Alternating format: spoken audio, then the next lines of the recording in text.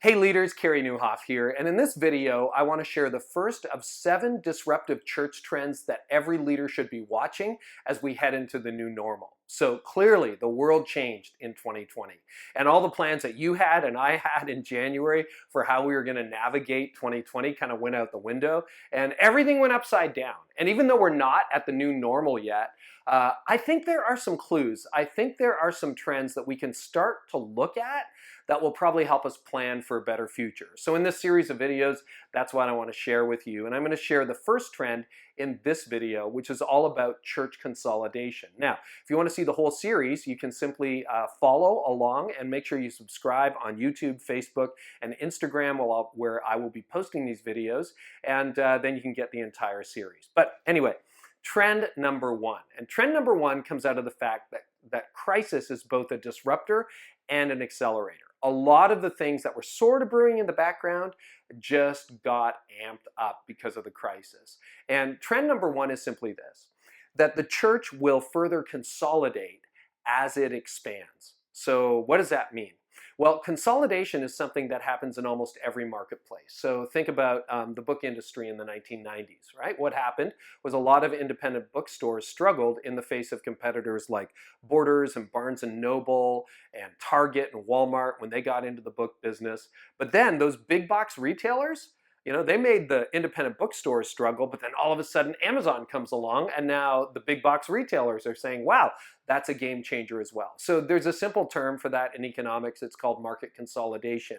And to a certain extent, that was already happening in the church world, and you can see it.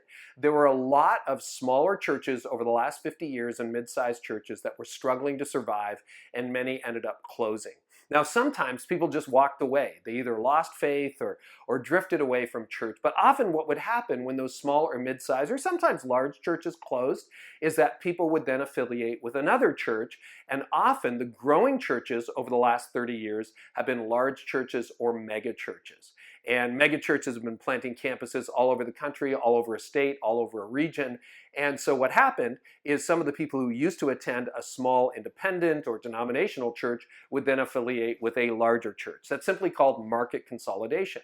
Now, what happened was, of course, some of those large growing churches were reaching unchurched people, but that isn't 100% of the story. That often it was people who used to go to a smaller independent church who would go there. Well, what's happened during the crisis now is that trend appears to be accelerating quickly.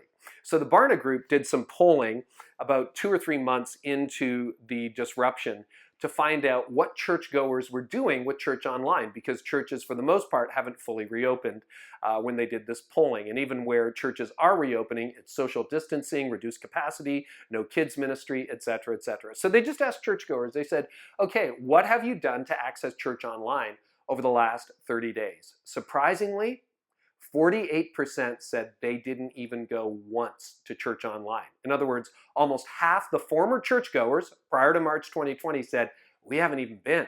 So that's kind of shocking in and of itself. But then watch what happens next.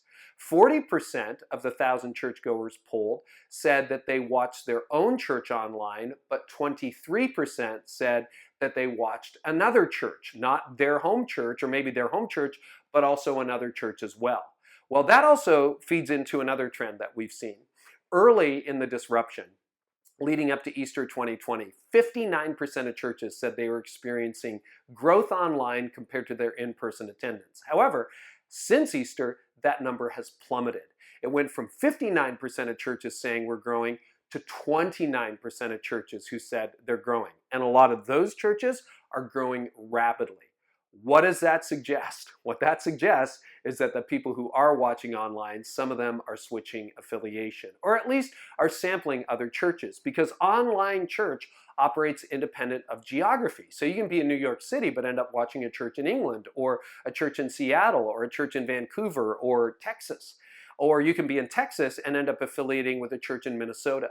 And that appears to be what's happening, because the churches, that 29% that are growing, are often growing very rapidly. Now, I know that's not great news. I get it, particularly if you're a small church or you're not experiencing momentum right now. But remember, truth is your friend. Just because you don't like something doesn't mean it isn't true.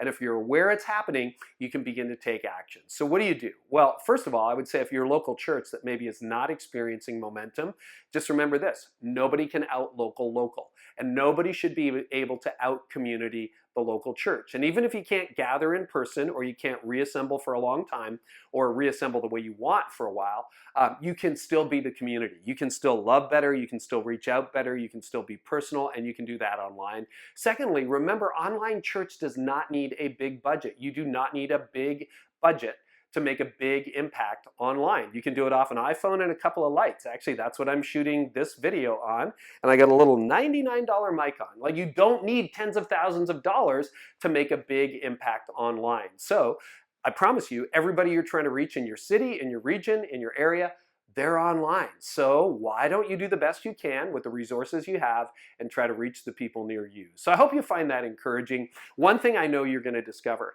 is that agility is key to navigating the new normal. And we don't even know when that's fully arriving. So to help you with that, I've got a brand new resource called the 30-Day Pivot.